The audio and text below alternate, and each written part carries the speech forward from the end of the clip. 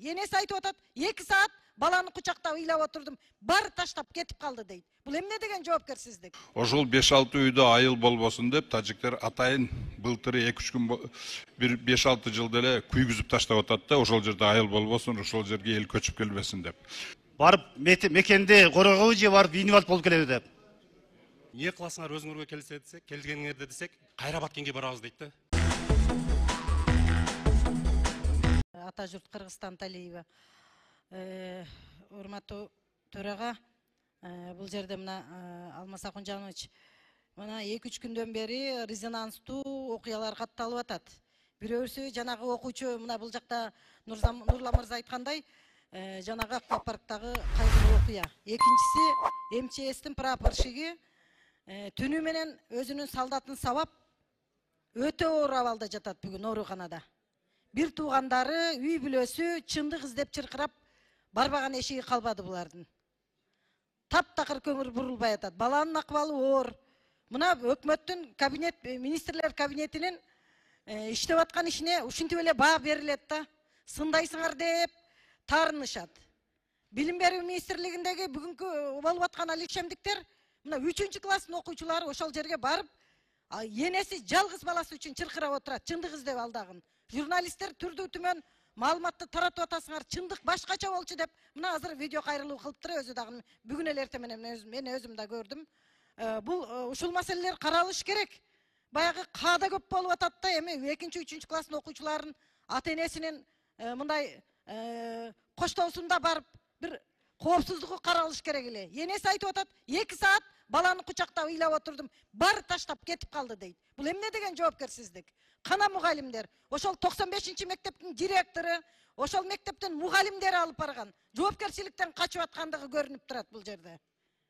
Анан берки МЧСтин прапорщиги боюнча дагы ушу 2 маселени тыкыр көзөмөлгө алгыла. Бул эмне деген неме? Бул 21-кылымда зөөкүрлөрдүн заманы болуп баратат бул жерде. Карагыла, муну мындай төрага сиз дагы бир мындай протоколдук тапшырма берип карабасак болбойт бул маселелерди. Эртең акыркы коңгуроо болот. Ким кепилдик берет, дагы кырсыктар болбойт депчи.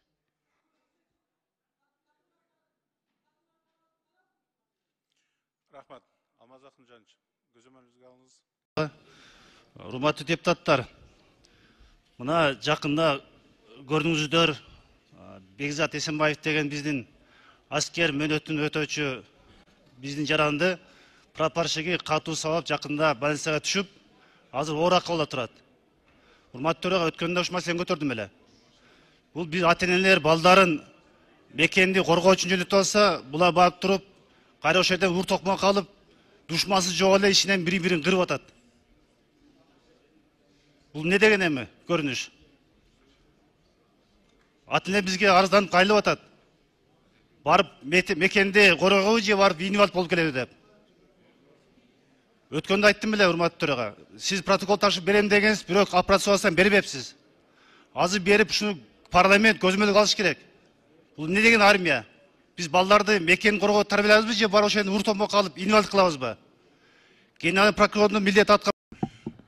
Урматтуу Турдуматов, урматтуу депутаттар, 2-3 күн болуп калды. Тажиктер кайра максаттуу түрдө провокация кылып, биздин позицияларды миномет менен аткылады.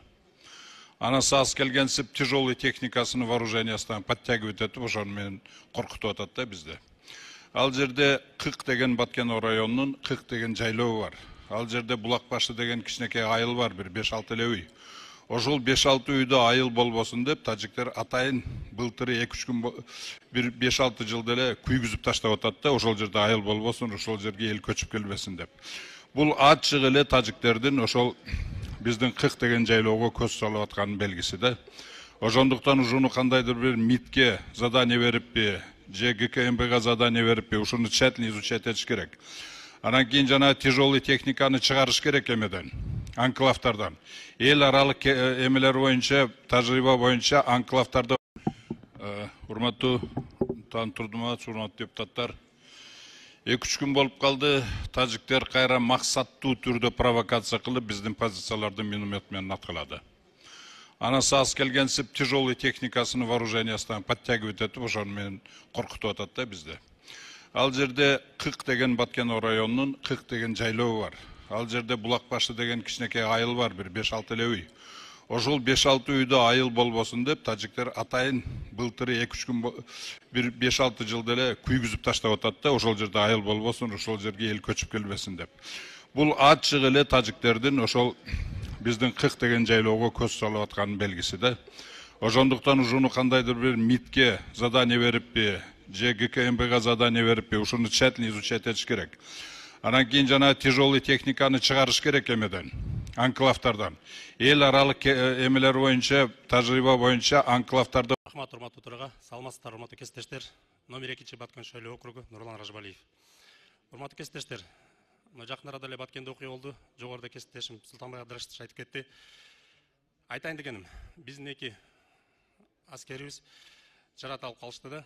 Анан бияктан атайын бригада врачей барып, кабар алышып, самолет учайын деп турган жердин абалы начарлап учпай калып, стабилдештирип, өтө чоң жумушту аткарып, ал жигиттерибизди алып келишти да. Анан кече Баткен губернатор менен барып ошол жерде кабар алганы барсак, жигиттер операциядан чыккан. Кыйналып жатышат, бирок эмне кыласыңар өзүңөргө келгениңерде десек, кайра Баткенге барабыз дейт да. Мен сунуш киргизет элем, ошол биздин желдеттерибизди. Анан ошол жака барган врачтарды бир жогорку кеңеш тарабынан да белгилеп, бир сыйлайбызбы, бир карап койсок. Рахмат. Рахмат. Жакшы сунуш, эске алынсын.